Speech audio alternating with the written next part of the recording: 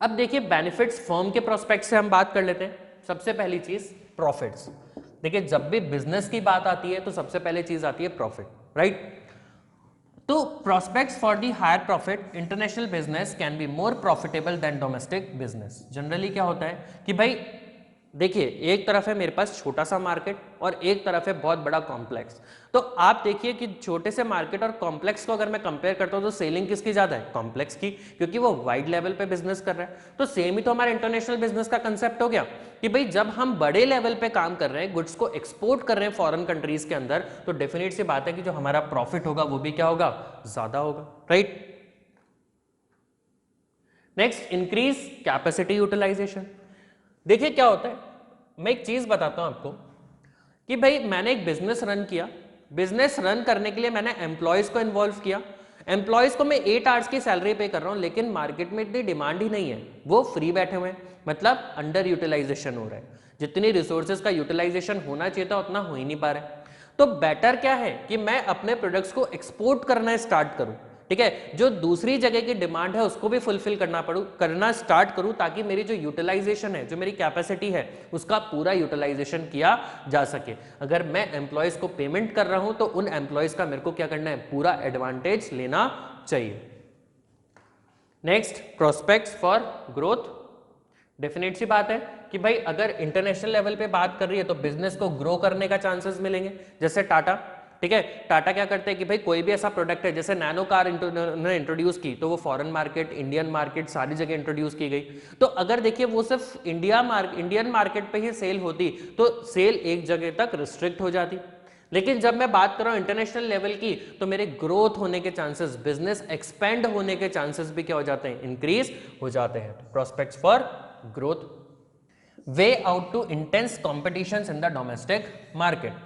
When the competition in the domestic market is very intense, international seems to be the only way to achieve the significant growth. देखिए generally क्या होता है, जब बहुत ज़्यादा competition होता है किसके अंदर? इंडियन मार्केट के अंदर और फॉरेन मार्केट के अंदर। तो इंडियन मार्केट में अगर बहुत ज़्यादा कंपटीशन है और मैं अपने गुड्स को सेल नहीं कर पा रहा हूँ या डिफिकल्टी हो रही है मेरे को गुड्स को सेल करने में, तो मैं क्या कर सकता हूँ? इंटरनेशनल मार्केट की हेल्प ले सकता हूँ। मतलब अगर इंडिया में गुड्स सेल नहीं हो रहा तो फॉरेन कंट्री में सेल कर दूंगा, फिर जब यहाँ की मार्केट की कंडीशन स्टेबल होगी तो इंडिया में भी सेल करना स्टार्ट कर दूंगा, ठीक है। तो इसका मतलब आपको अपना बिजनेस बंद नहीं करना पड़ेगा। अगर आपको लग रहा है कि मेरा गुड्स यहाँ पे जिस प्राइस पे मैं चाहता हूँ सेल नहीं हो पा रहा है, तो बेटर है इंडियन मार्केट में सेल ही मत करो, आप फॉरेन मार्केट सर्च करो और वहां पे अपने गुड्स को सेल कर सकते हो, right. Next is your modes of international business. उससे पहले हम बात करते हैं एक लास्ट पॉइंट की, that is improved business vision. देखिए बेसिकली बेटा होता क्या है, the growth of international business of many companies is essentially a part of business policies or strategies of the management. The vision to become the international comes from the urge of growth. देखिए अगर मेरे को लगता है कि भाई मेरा ऐसा कहना है, अगर मैं ऐसा मान के चलता हूँ कि भाई मेरा बिजनेस ग्रो करे, मैं अपने बिजनेस को बहुत हाइट्स पे ले जाना चाहता हूँ, तो वो कैसे होगा? प्रॉफिट से ही होगा। मैं अपने बिजनेस को बहुत ज़्यादा एक्सपेंड करना चाहता हूँ, डाइवर्सिफाई करना चाहता हूँ, तो प्रॉफिट से होगा। और प्रॉफिट कैसे होंगे? जब मेरे पास लार्ज क्वांटिटी में कंज्यूमर होंगे। तो देखिए अगर मैं इंटरनेशनल लेवल या अपने गुड्स को एक्सपोर्ट कर रहा हूँ फॉरेन मार्केट में, तो मेरे पास कस्टमर बेस भी अच्छा खासा होगा, प्रॉफिट भी अच्छा खासा होगा, और मैं इजीली अपने बिजनेस को क्या कर सकता हूँ? डाइवर्सिफाई कर सकता हूँ।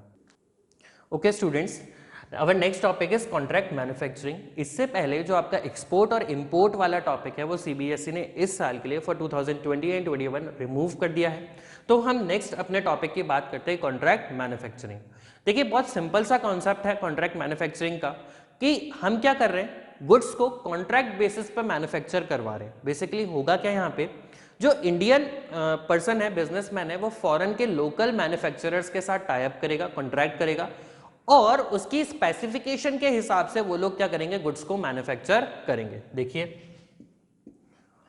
Contract manufacturing refers to types of international business where firms enter into the contract with one or few local manufacturers in the foreign countries. मतलब जो वहां के लोकल मैन्युफैक्चरर्स हैं उनके साथ कॉन्ट्रैक्ट किया जाएगा, ठीक है। उन लोगों को बोला जाएगा कि भाई आप हमारे लिए गुड्स को मैन्युफैक्चर कीजिए। Next, to get certain components of goods produced as per the specifications, means जो भी specifications है, जिस टाइप की भी requirement है, उसके हिसाब से गुड्स को मैन्युफैक्चर किया जाएगा। बेसिकली इस चीज को क्या बोला जाता है, आउटसोर्सिंग। आउटसोर्सिंग क्या होता है, हमने ये चीज समझी भी थी अपने अपने जो बिजनेस पढ़ा था ई बिजनेस, उसके अंदर आउटसोर्सिंग का कंसेप्ट पढ़ा था। तो आई होप आपको रिमेंबर या फिर याद होगा कि आप उसमें क्या बताया गया था आउटसोर्सिंग के अंदर। बेसिकली जब हम कोई भी एक स्पेशल एक्टिविटीज किसी दूसरे पर्सन को करने के लिए दे देते हैं तो उसे बोला जाता है आउटसोर्सिंग। तो production of certain components such as automobile components, that means हमने क्या किया, वहां के मैन्युफैक्चरर को कोई मशीनरी का स्पेसिफिक पार्ट मैन्युफैक्चर करने को दे दिया। हम पूरी मशीनरीज मैन्युफैक्चर नहीं करवा रहे, लेकिन जो चीज हम प्रोड्यूस नहीं कर सकते या फिर जो सर्विसेज हम लोग नहीं दे सकते उसको क्या कर देंगे, आउटसोर्स। जैसे आप लोग क्या करते हो कि भाई स्कूल से बहुत ज़्यादा होमवर्क मिला, ठीक है, आपने क्या किया, अपने सिबलिंग्स को बोल दिया कि भाई मैं तेरे को चॉकलेट गिफ्ट कर दूंगा तो मेरे लिए होमवर्क लिख दे बस, वाकई याद करने का काम मेरे ऊपर, आप सिर्फ लिख दो।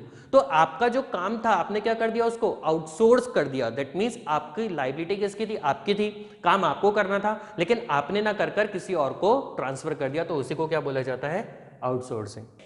Assembly of components, that means जो भी मशीनरी है उसकी असेंबली का काम। जैसे हम बात करें कंप्यूटर्स के मॉनिटर्स या फिर कंप्यूटर्स की हमारे जो सीपीयूज होते हैं उसकी असेंबली।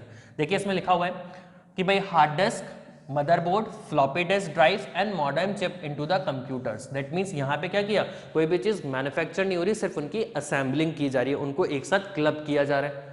और कंप्लीट मैन्युफैक्चरिंग भी हम उनको दे सकते हैं कि भाई हमारे लिए आप मैन्युफैक्चर कर दीजिए, इंडिया में इतनी टेक्नोलॉजी नहीं है तो आप लोग मैन्युफैक्चर कर दीजिए हमारे स्पेसिफिकेशन के हिसाब से, और जितना भी आपकी कॉस्ट आती है हम आपको पेमेंट कर देंगे, right. Okay, now we will discuss some of the advantages of the contract manufacturing. The first thing is contract manufacturing permits the international firms to get goods produced on the large scale without requiring the investments in setting up production facilities। देखिए जो चीज मैंने outsource कर दी, outsource क्यों कर रहा हूं, क्योंकि मेरे को इतना इन्वेस्टमेंट करना ही नहीं है, मेरे को मशीनरीज लगानी ही नहीं है, ठीक है, क्योंकि अगर मशीनरीज लगाऊंगा तो उसके हिसाब से फिर मेरे को एम्प्लॉयज भी लगाने पड़ेंगे, सबसे बड़ा खर्चा मशीनरी परचेज करने का, फिर उसके बाद एम्प्लॉयज की रिक्वायरमेंट होगी। तो वो दैट मीन्स क्या होता है कि भाई जो लाइसेंसी है, जो लाइसेंस ले रहा है वो पर्सन क्या है, लोकल वेंडर है, वो लोकल रेजिडेंट है यहाँ पे, तो वो उसको पता है इजीली कि यहाँ पे कौन सा गुड सेल हो सकता है या नहीं हो सकता। भाई फॉरेन का बंदा इंडिया में आकर बिजनेस कर रहा है, उसको इंडियन मार्केट की नॉलेज ही नहीं है, लेकिन अगर उसने अपनी फ्रेंचाइजी दे दी तो उसको पता है उस पर्सन को, लाइसेंसी को, कि यहाँ पे कौन सा गुड सेल हो सकता है या कौन सा नहीं हो सकता है, और अकॉर्डिंगली वो क्या करेगा, अपने बिजनेस को सेटअप करेगा और गुड्स को सेल करना स्टार्ट करेगा।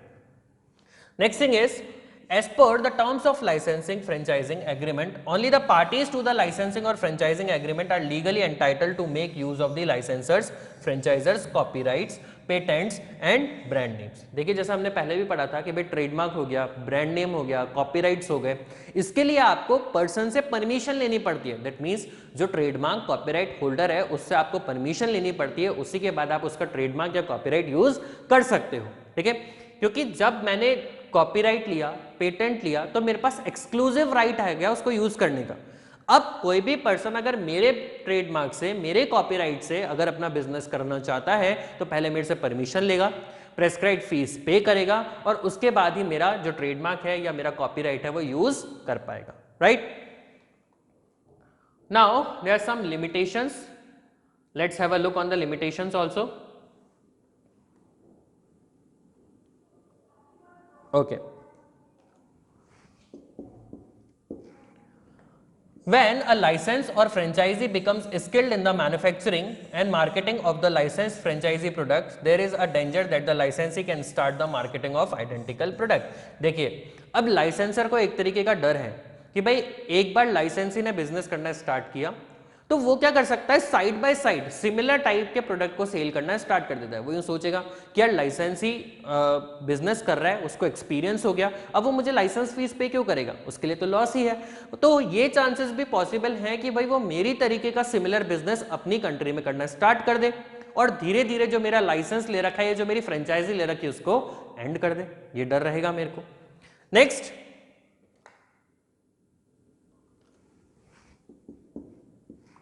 it is not maintained properly, trade secrets can get diverged to the others in the foreign market। that means यहाँ पे जिस तरीके से मैं बिजनेस करता हूँ, जो भी मेरा बिजनेस करने का तरीका है वो किसको पता चल गया, लाइसेंसी को पता चल गया, मेरे जितने भी ट्रेड सीक्रेट्स हैं वो किसको पता चल गए, लाइसेंसी को पता चल गए, उसने बहुत सारे मेरे नाम पे कंज्यूमर्स बना लिए, कस्टमर्स बना लिए। तो अब होगा क्या कि भाई इस चीज का फायदा लाइसेंसी ले सकता है और अपना अलग से बिजनेस स्टार्ट कर सकता है। ये डेंजर हमेशा किसको है, लाइसेंसर को हमेशा रहेगा। Okay, the third thing is over the time conflicts overdeveloped between the licensor and franchisor and licensee and franchisee over the issues such as maintenance of accounts, payment of royalty and non-adherence of norms relating to the production of quality products। देखिए दूसरी चीज क्या है भाई, हो सकता है लाइसेंसी प्रॉपर अकाउंट्स मेंटेन ना करे, कितना प्रॉफिट वो कमा रहा है उसको प्रॉपर्ली डिस्क्लोज ना करे, ठीक है, या फिर जो प्रोडक्ट की क्वालिटी होनी चाहिए उससे इंफीरियर क्वालिटी का प्रोडक्ट्स ज्यादा प्रॉफिट कमाने के लिए बनाना स्टार्ट कर दे। तो ये सारी चीजें, क्योंकि देखिए जब कोई भी लाइसेंस दिया जाता है या कोई भी फ्रेंचाइजी दी जाती है तो क्वालिटी या नाम किसका आता है, हमेशा कंपनी का। अगर कंज्यूमर के साथ कुछ भी गलत होता है या कंज्यूमर को किसी भी तरीके का कोई भी लॉस होता है तो नाम किसका खराब होगा, कंपनी का खराब होगा, डेफिनेट सी बात है। तो इसका मतलब क्या हो गया कि हमेशा एक कॉन्फ्लिक्टिंग सिचुएशन रहती है कि भाई जो अकाउंट्स बनाए गए हैं या जो प्रॉफिट कमाया गया है वो सही से डिस्क्लोज नहीं किया, या फिर जो प्रॉपर प्रोसीजर फॉलो करना चाहिए था गुड्स को मैन्युफैक्चर करने का, प्रोड्यूस करने का, वो फॉलो नहीं किया गया, और इसी वजह से दोनों के बीच में क्या रहते हैं, हमेशा कॉन्फ्लिक्ट रहते हैं, right. Okay, the next thing is joint venture. देखिए बेसिकली होता क्या है कि अगर कोई भी एक फॉरेन कंपनी और एक इंडियन कंपनी आपस में मिलकर बिजनेस करती हैं तो उसे बोला जाता है जॉइंट वेंचर। यहां पे क्या होता है, इन्वेस्टमेंट दोनों कंपनीज का लगा होता है, फॉरेन कंपनी और इंडियन कंपनी का। दोनों कंपनीज मिलकर बिजनेस करती हैं और अपना प्रॉफिट जनरेट करती हैं, और उसी के हिसाब से जो उन दोनों के बीच में कॉन्ट्रैक्ट होता है उसी के बेसिस पे क्या किया जाता है, प्रॉफिट को डिस्ट्रीब्यूट कर लिया जाता है। तो देखिए joint venture is very common strategy for entering into the foreign markets.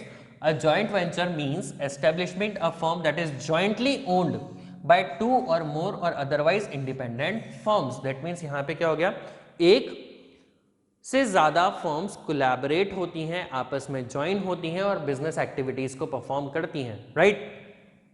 Next, there three major ways. First thing is foreign investors buying the interest in the local company. That means वो Indian companies के shares purchase कर ले, उनका किसी ना किसी तरीके से इंटरेस्ट आ जाए, इन्वेस्टमेंट कर दें उस कंपनी के अंदर। Next, local firms acquire the interest in the existing foreign firm, मतलब इंडियन कंपनी फॉरेन कंपनी में इन्वेस्टमेंट कर दे। पहले के सिचुएशन में क्या था, फॉरेन कंपनी ने इंडियन कंपनी में इन्वेस्टमेंट किया था, अब इंडियन कंपनी फॉरेन कंपनी में क्या कर रही है, इन्वेस्टमेंट कर रही है। Both the foreign and the local enterprise jointly forming a new enterprise, या फिर दोनों अपने अपने बिजनेस को क्लोज डाउन कर एक नई बिजनेस यूनिट, नया बिजनेस फर्म को स्टार्ट कर दें। तो इस तरीके से भी क्या किया जा सकता है, जॉइंट वेंचर किया जा सकता है, right. Now there are some advantages of joint venture. The first thing is since the local market also contributes in the equity capital of such venture, the international firms finds it financial less burdensome to expand globally. Basically क्या हो गया कि जब कोई नया business start हो रहा है जॉइंट वेंचर के फॉर्म में, तो लोकल मार्केट के पर्संस भी उसमें इन्वेस्ट करते हैं, जैसे इक्विटी में इन्वेस्ट कर दिया, डिबेंचर्स के फॉर्म में इन्वेस्ट कर दिया, तो कैपिटल अरेंज करना जॉइंट वेंचर के लिए क्या हो जाता है, इजी हो जाता है। वो लोगों से इजीली क्या कर सकते हैं, कैपिटल बोरो कर सकते हैं, right. Okay, the next thing is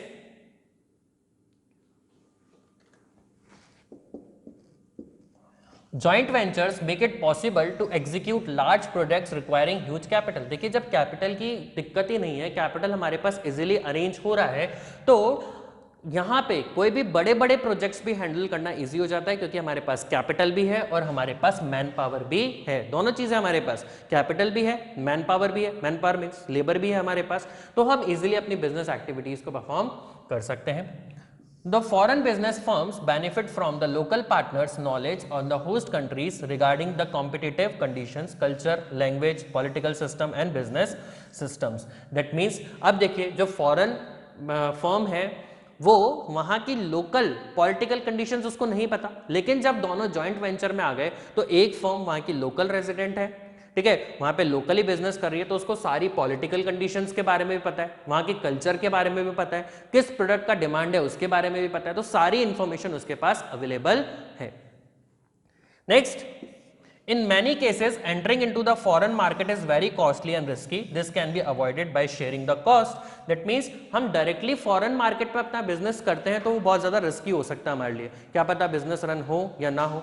लेकिन जब जॉइंट वेंचर है दोनों के बीच में तो क्या हो जाएगा, हमारे लिए इजी हो जाएगा। ठीक है, इजीली क्या किया जा सकता है, दोनों के बिजनेस रन किया जा सकता है और कम रिस्की हो जाएगा, क्योंकि दोनों कंपनीज अपना अपना पैसा लगा रही हैं, तो किसी एक फर्म के ऊपर या एक बिजनेस के ऊपर पूरा बर्डन नहीं आता है। Right, okay, now let's have a look on the limitations. The first thing is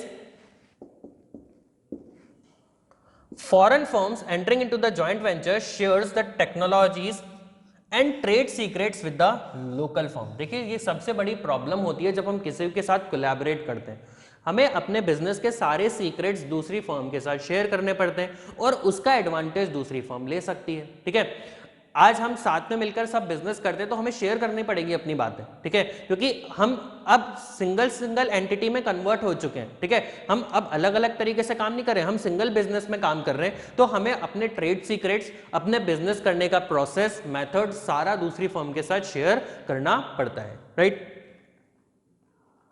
next thing is the dual ownership arrangements may lead to conflicts resulting in battle for the control between the investing firms. That means हमेशा क्या होता है कि भाई जब दो owners हो जाते हैं तो हमेशा दोनों के जो पॉइंट ऑफ व्यू है, जो दोनों की थिंकिंग है, वो कभी कभी मैच नहीं होती है और इस वजह से क्या होता है, दोनों में कॉन्फ्लिक्ट्स होना स्टार्ट हो जाते हैं। Right, so this were the limitations of the joint venture. Now let's have a look on the wholly owned subsidiaries.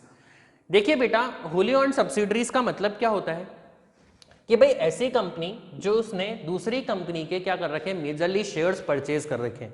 That means उस कंपनी का कंट्रोल किसी दूसरी कंपनी के पास चला जाता है तो उसे बोला जाता है होली ओन्ड सब्सिडरीज। राइट, तो देखिए this entry mode of international business is preferred by the companies which want to exercise full control over their overseas operations. The parent company acquires full control over the foreign companies by making 100% investment in the equity capital. That means उस company का पूरा investment किसके अंदर आ जाता है, foreign company के अंदर। मतलब फॉर एग्जांपल मैंने एक कंपनी ओपन करी और मैं किसी भी फॉरेन कंपनी के सारे इक्विटी शेयर्स परचेज कर लेता हूं, दैट मींस इनडायरेक्टली मैं उस कंपनी का ओनर बन गया।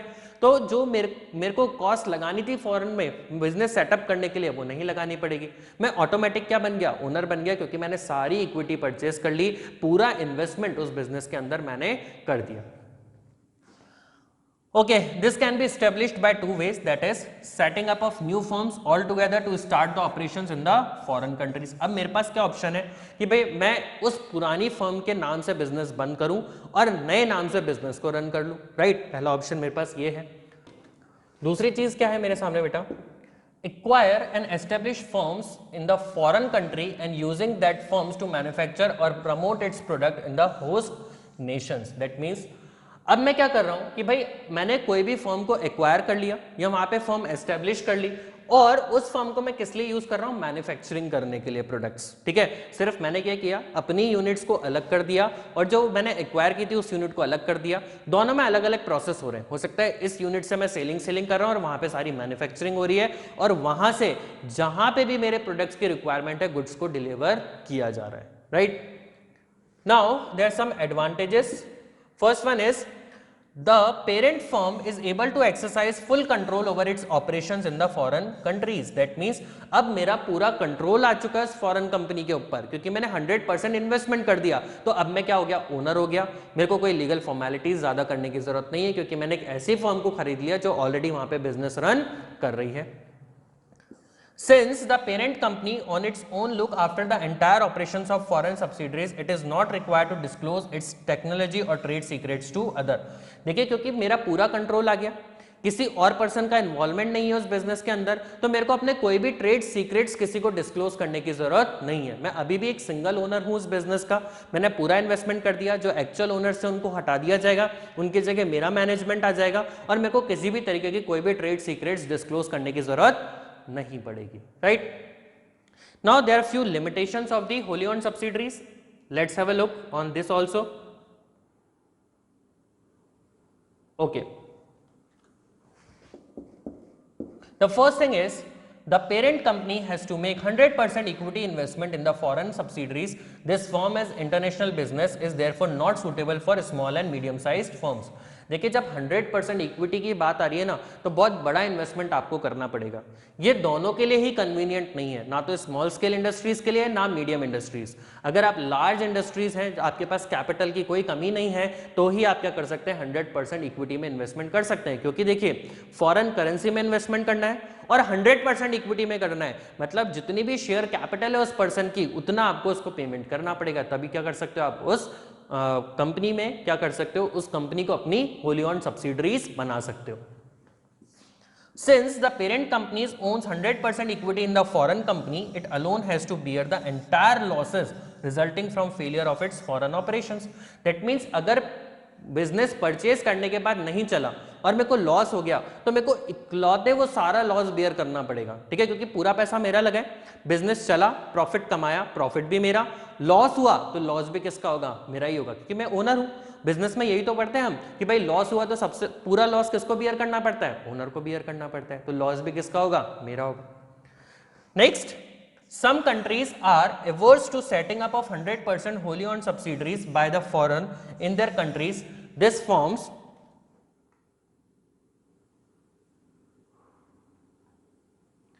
international business. This forms international business operations, therefore become subject to higher political risk. देखिए क्या होता है कि भाई कई बार पॉलिटिकल रिस्ट्रिक्शंस आ जाती हैं, पॉलिटिकल रिस्ट्रिक्शंस इन सेंस कि भाई पॉलिटिकल पार्टीज नहीं चाहती कि कोई भी इंडियन कंपनीज पूरी फॉरेन कंपनीज को परचेज कर लें, क्योंकि उनकी इकोनॉमी में फर्क पड़ रहा है, ठीक है। तो बेसिकली क्या होता है, कई बार बहुत सारी पॉलिटिकल रिस्क आ जाती हैं, जिस वजह से क्या होता है, जो कंपनी हमने परचेज की उसको परमिशंस नहीं मिल पाती बिजनेस रन करने के लिए, ठीक है। तो ये कुछ लिमिटेशंस थी अपनी किसकी, wholly owned subsidy. I hope you have understood all the things very clearly. We will meet in our next video. Till then, thank you and have a nice day.